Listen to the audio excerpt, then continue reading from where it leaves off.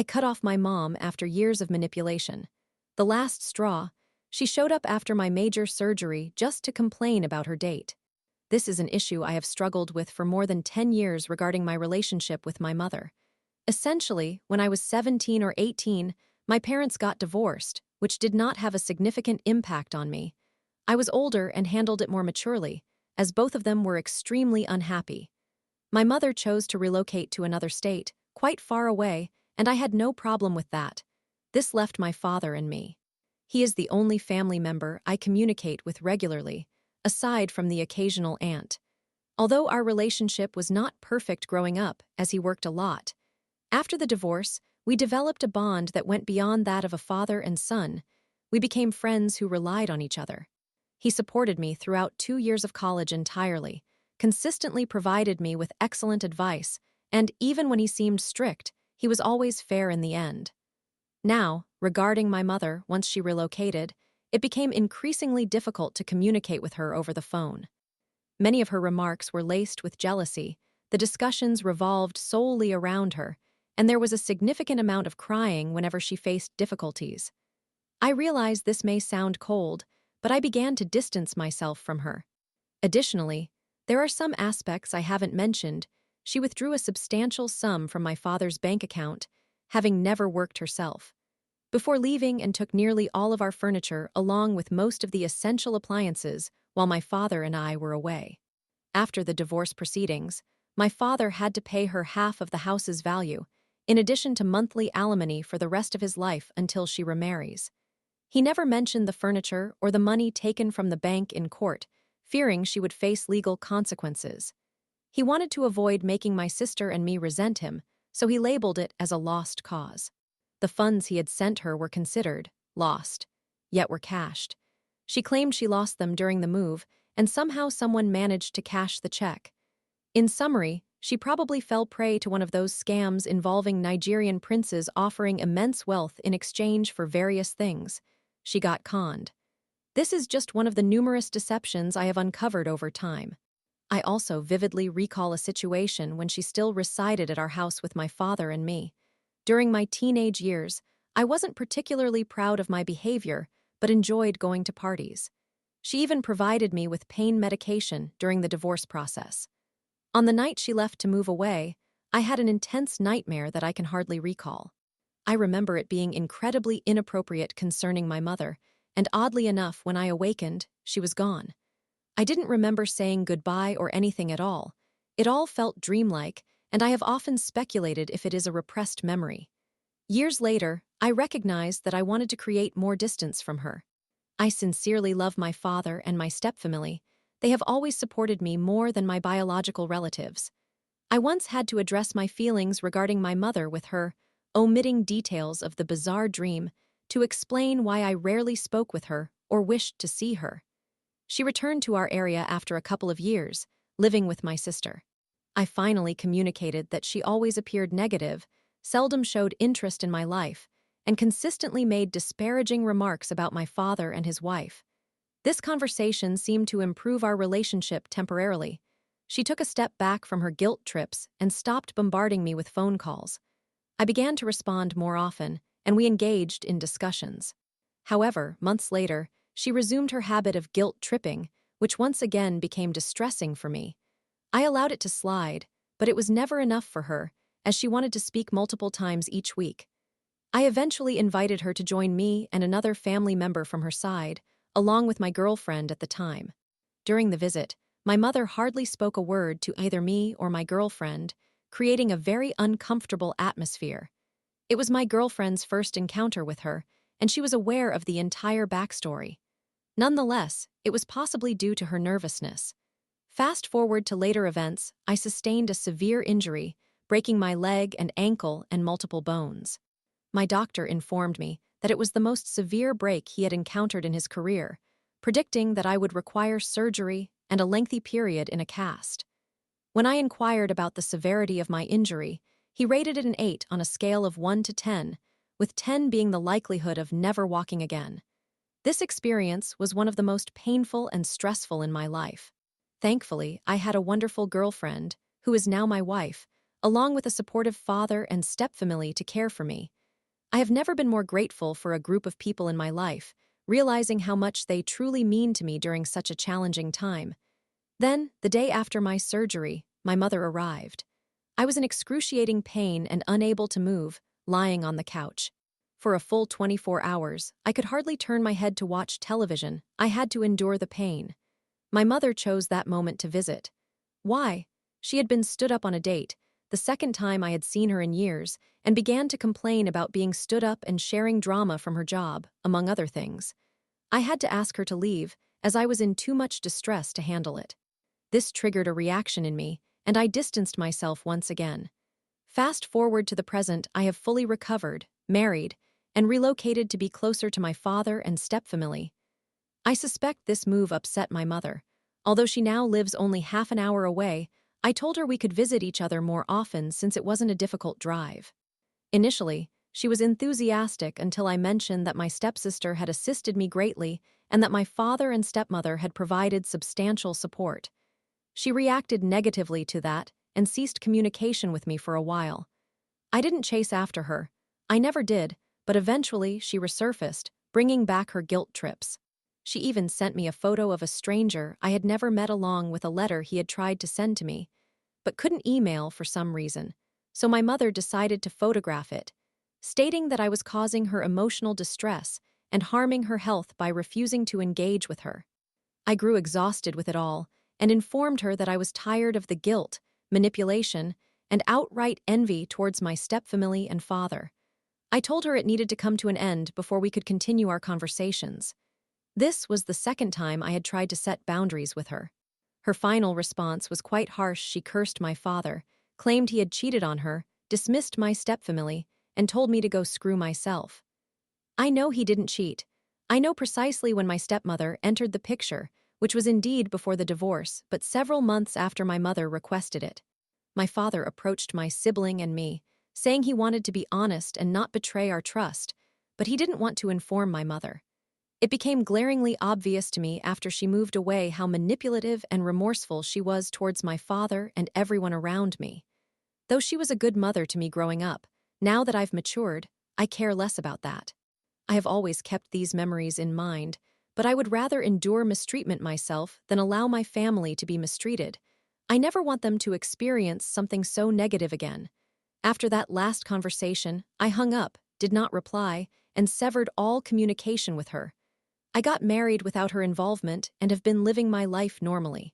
She contacted me on my birthday, but I did not respond. One of her most recent messages to me asked if I intended to cut her off for good. I wish it were not this way, but it has reached a point where I feel I must sever ties with her. So, Reddit, I apologize for the lengthy narrative. This has been building for years, and I have omitted much. I still doubt myself and feel guilty, but am I the antagonist in this situation? Story 2. I fought for custody and turned the tables. My ex cried in court after I proved I was taking parenting seriously. This story involves a combination of revenge and deliberate compliance. I hope this is the appropriate forum. Background, somewhat lengthy, but also significant. I am a content and divorced father of 2 wonderful children, a 5-year-old daughter and an almost 4-year-old son. My ex-wife and I initially met in my home state of Illinois, while she was a military child with family roots in Texas. Our relationship progressed rapidly. We fell in love almost immediately, got married after 1 year, and found out I would be a father just 3 months later. We discovered she was expecting our son roughly 4 to 6 months after our daughter's birth. 1 month after he arrived, I learned she had been unfaithful with at least 5 different men, and later found out it was close to 8. Naturally, I initiated divorce proceedings. I hired a lawyer, changed my bank accounts, and served her with divorce papers. The first version was rejected for a reason I cannot quite recall. After making necessary revisions, I also instructed my lawyer to change the custody arrangement from me having the children every other weekend to every single weekend. To my surprise, she agreed and signed the new arrangement. We proceeded to share the children accordingly. She was extremely upset, but my actions were beyond her control. When our financial situation became untenable in the state, she relocated back to Texas. Fast forward 2 years without seeing my children, I could only afford to visit once during Christmas. I completed my service in the Navy, returned home, and had the children with me for 3 months. I was horrified by their developmental delays. Both children were in the bottom 5% of their age group. My daughter was completely unaware of potty training at 3, barely spoke, and lacked understanding of adult authority. My son was not even close to walking, was nonverbal, refused to eat most meats, and was fearful of grass. When I returned them, my daughter was attentive to adults, potty trained, and speaking in nearly full sentences. My son was walking, using some words and hand signals, and consuming a range of different foods. I worked extremely hard to achieve this progress, and invested significantly in 2 weekly therapy sessions for both children, which was money well spent. Anyway, I remained in Illinois for about 1.5 to 2 years, saving enough money to relocate to Texas. Although I had a modest sum saved, I began dating a woman who also wished to move to Texas. We combined our finances and made the move together. Almost done with the background, everyone. Upon arriving in Texas, we lived in hotels for around a month, secured jobs, found a place to stay, and moved in. I work in a sales position for a large warehouse-type store, while my girlfriend is employed at a sandwich shop. At that point, my ex and I were not adhering to the custody arrangements outlined in our divorce decree due to convenience. Eventually, someone quit at my job, and I took on additional hours, allowing my girlfriend to bring my children to her workplace. The general manager enjoys their company. They were being typical toddlers, and she texted a mutual friend of ours to ask if she could watch the kids for a few hours. This message was forwarded to my ex, who, along with her new husband, grew furious and confronted me at my workplace, insisting that I needed to prioritize the children's welfare. Understood. I acknowledged that I made a mistake that day. I was not angered by their comments, but rather by the fact they confronted me in front of my trainee, a customer, and my coworkers. Deliberate compliance revenge during my setup phase. I had been temporarily underpaying my child's support, which I deemed fair considering my circumstances. However, that changed because I began to take matters more seriously. The following morning, I spoke with my boss, explained the situation, and informed him that I could not work during the hours specified in my divorce agreement since I would now be responsible for having the kids every weekend. I then transferred the remaining child support amount to my ex and informed her that she was correct.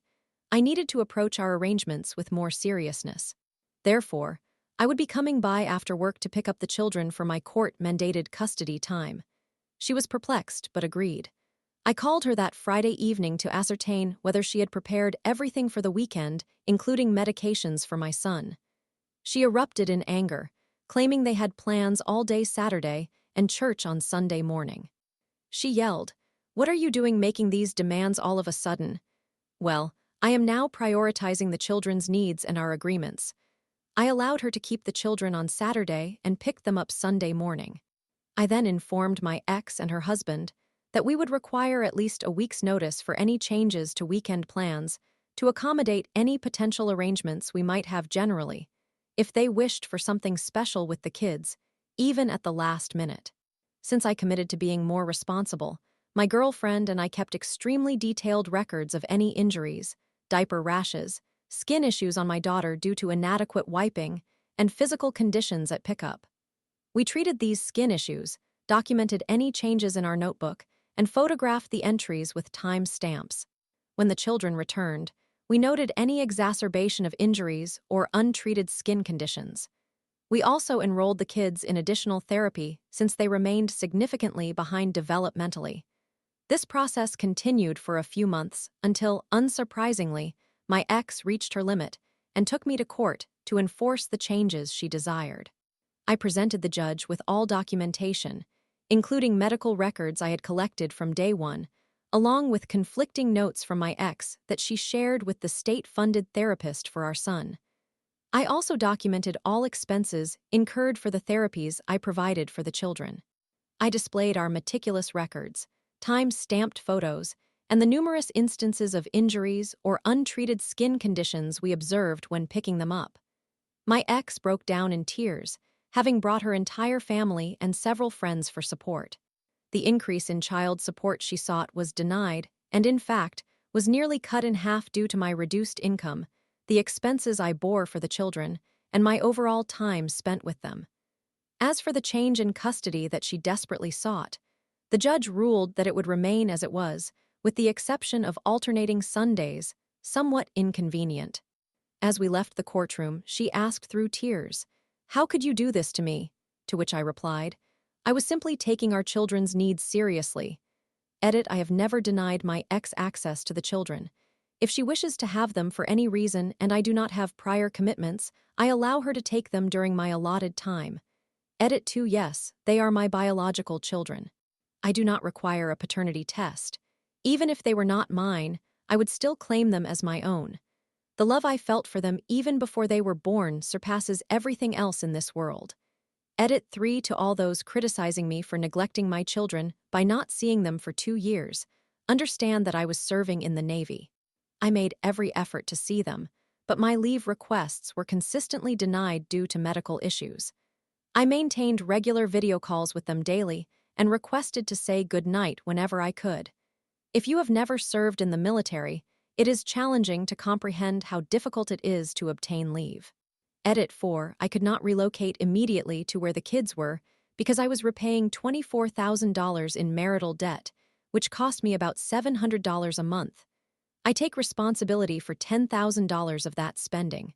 Once I had saved enough to sustain myself for 2 months without work, I moved down so I could be sure I could care for my children in Texas. While I was in Illinois, I lived with my parents. Story 3. I had an office food thief, so I bought a nanny cam. A few details about me that made it particularly frustrating to deal with a food thief. I have numerous food allergies, which means I cannot simply grab lunch at the cafeteria or a nearby restaurant. I have a newborn whom I am breastfeeding and pumping for while I am at work. You know how hungry pregnant individuals are? Yes, the caloric needs for breastfeeding can be 100 to 200 calories higher. I am perpetually hungry. Due to having a new baby, I often find it challenging to arrive at work with a lunch. I either run out of time to prepare one, or if I do remember, I leave it on the counter. To address these issues, I decided to stash plenty of non-perishable snacks in my office. I also included a significant amount of candy since I have a 3-year-old, and work is the only place where I can indulge in Skittles without a small hand reaching into my line of sight and a little voice saying, "Please." All of these snacks were specifically free from my allergens, some of which were specialty items. These specialty foods typically do not taste as appealing as those containing allergens and often come at a much higher price. Given my current sleep deprivation, I feel I deserve nice things. Thus, after returning from maternity leave, assembling my snack supplies, and experiencing missing items, I genuinely believed I was just losing my mind. Boxes of candy seemed to disappear more quickly than I thought I was consuming them. Each morning, I would find items arranged differently than where I left them. On one occasion, I brought a bag of chips to work, folded the top of the bag down to avoid putting my arm elbow deep into a greasy mess, and clipped it shut when I went home. However, upon returning the next morning, I found the bag unrolled and reclosed. I thought to myself, wow, I must be more exhausted than I realized, rolled the bag back down, and discovered it unrolled again the following day. Little occurrences like that happened almost daily, making me think, wow, the post-baby brain is worse than I anticipated. And then I got the flu. I was out of the office for a whole week. Left behind was an almost full box of Enjoy Life cookies, which are unappealing but free from all major allergens, and available for about $5 for a mere 12 small cookies sprinkled with some cinnamon. I consumed 1 row of those cookies before my absence. For an entire week, I was not eating any of my snack stash, yet someone else was. When I returned to work and opened my box of cookies, there was only one solitary cookie remaining. Upon further investigation, I found that 1 box of candy, which had been opened, was missing, and surprisingly, the thief had thoughtfully opened a new box for me. However, they managed to open it correctly according to the "push here to open" instructions instead of just tearing it apart like I usually do. By this point, they should have known better since they had been stealing from me for 2 months. The combination of these 2 factors, the sheer audacity required to open a new box for continued theft, along with the consumption of almost an entire box of specialty cookies that aren't even good, infuriated me. After discussing the situation with my boss and receiving vague promises about whether the security cameras in my area were functional, I promptly went to Amazon and ordered myself a nanny cam. Not for my baby, but for my snack stash. Conveniently, it arrived the day before Valentine's Day. I positioned it atop a file cabinet, looking down at my desk. On my desk, I arranged an enticing assortment of bait snacks. I acquired all of my thief's favorites and took it a step further by purchasing a Valentine heart, breaking the seal to make it more inviting, and leaving it out on my desk. The following morning, I walked into a scene of significant snack destruction. My thief had become increasingly bold. Seriously, who opens a new box of something and does it differently than the person they are stealing from? This act had reached another level entirely. Individually wrapped items had been taken out of their boxes. Bits of packaging were discarded. And yes, they had devoured some of the Valentine candy. For shame, office thief. Don't you realize that it was from someone who cares about me? I reviewed the video footage. Throughout most of the evening, everything was quiet, and I could see the shadows extend as the sun set through the hallway window. Then, shortly before midnight, the night janitor arrived. He then proceeded to take a 12-minute break in my office, sitting in my chair, enjoying my food. I started taking screenshots. I captured him shoveling candy into his mouth with impressive speed, pouring various items onto the desk to choose his favorites, and not even bothering to return them to their original locations. And yes, he was eating my Valentine candy. The screenshots went directly to my boss in an email. I went straight to my boss's office to hover and grin, inquiring if he had read my email. I received assurances that a strongly worded message would be sent to the cleaning company and that this particular employee would be prohibited from our workplace. I was also politely asked to take my unauthorized spy camera home, which I did. I thought this matter was settled until the woman who operates the concession stand expressed her gratitude. It turned out that the food thief would begin his shift just as she finished hers, attempting to snag free coffee in a creepy guy manner. Then, one of the reception staff members approached me with similar sentiments.